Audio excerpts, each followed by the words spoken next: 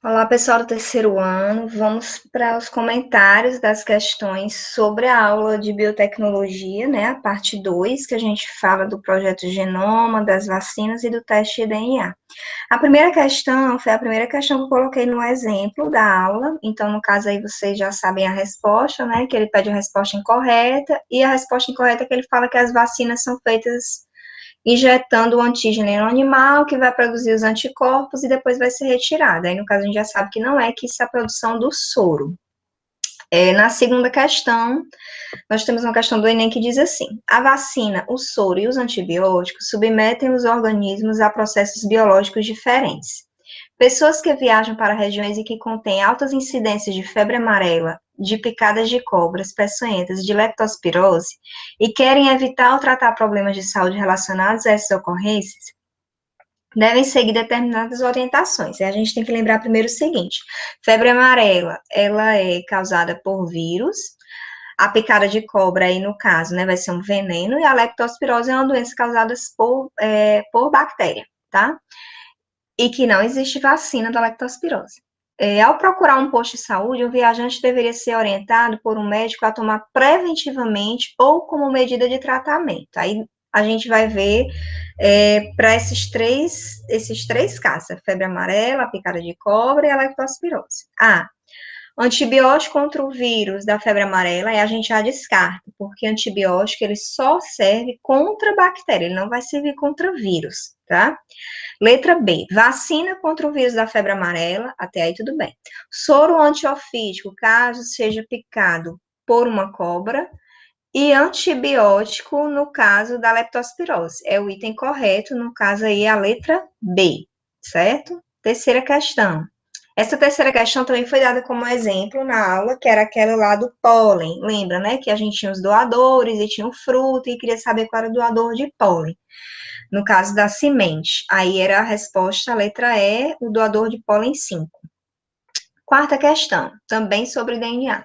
Determinadas sequências de DNA presentes no material genético variam entre os indivíduos.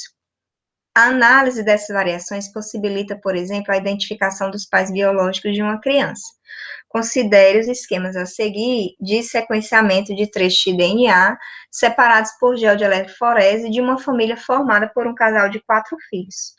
Com base nos sequenciamentos, o filho biológico dessa mãe com um pai diferente do apresentado é o de número. Então, o que é que eles querem saber? Tem 4 filhos aqui, né? E quer saber o filho biológico dessa mãe com um pai diferente. Ou seja, tem um dos filhos que é filho somente da mãe, não é filho do pai e da mãe. Então, a gente tem aqui os genes sendo representados, azulzinhos da mãe e amarelinho do pai. Em cada filho, a gente tem que ver o seguinte: como você herda metade do material genético do seu pai, metade da sua mãe, por exemplo, esse primeiro aqui é azulzinho, quer dizer que ele herdou da mãe, tá? Eu não posso ter, no caso, que não tem nem do pai nem da mãe, tem que ter vindo de alguém. Então, é isso que a gente vai olhar. Então, o primeiro filho aqui, esse primeiro filho, esse primeiro gene, aqui no caso, a gente vai ver que foi da mãe. O segundo, do pai, tá? O terceiro aqui que está em branco, também está em branco no pai, o outro também está em branco no pai, o outro também está em branco no pai. Esse aqui que está em branco é amarelo no pai, mas está em branco na mãe. Então, é isso que a gente vai, no caso, observar, certo? Vamos ver aqui qual é o filho que não está compatível. No segundo filho aqui, a gente tem o primeiro em branco, o segundo aqui, a gente vai ver ó, que tem um aqui que não está nem no pai nem na mãe.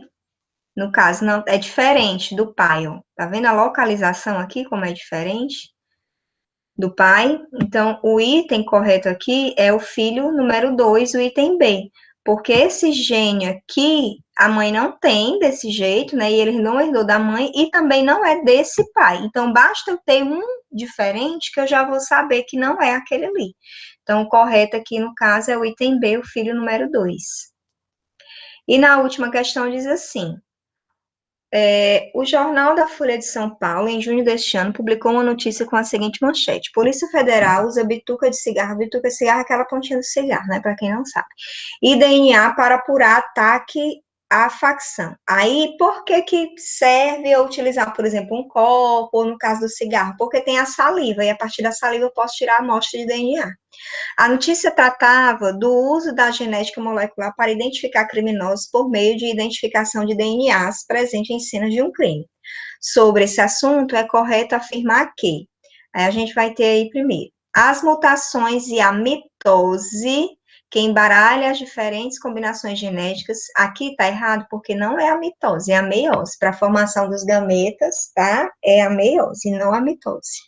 Então, a mitose, ela vai fazer cópias das células iguais com o mesmo material genético. Então, não tem essa mistura nessa combinação genética. B, nós possuímos variabilidade genética, como, por exemplo, temos um número de cromossomos diferentes. Não, os nossos números de cromossomos, se for uma pessoa que não tem nenhum tipo de diferenças genéticas, são os mesmos 46 para todo mundo. Então, não é isso que faz a gente identificar uma amostra de DNA. Fulano tem 10 cromossomos, outro tem 11, outro... Não, nós temos a mesma quantidade. O que vai ser diferente é a sequência dessas bases nitrogenadas.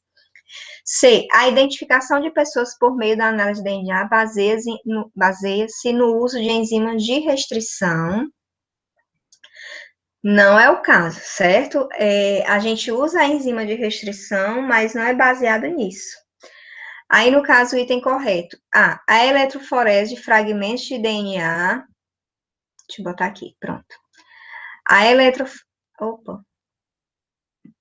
A eletroforese de fragmentos de DNA é um dos métodos utilizados para identificar as pessoas. O uso de enzima de restrição para cortar o DNA gera um padrão de fragmentos que é característico de cada pessoa. Então, eu corto o DNA em padrões específicos e quando eu coloco no gel, esse padrão é identificado. Então, o item correto aí é o item E.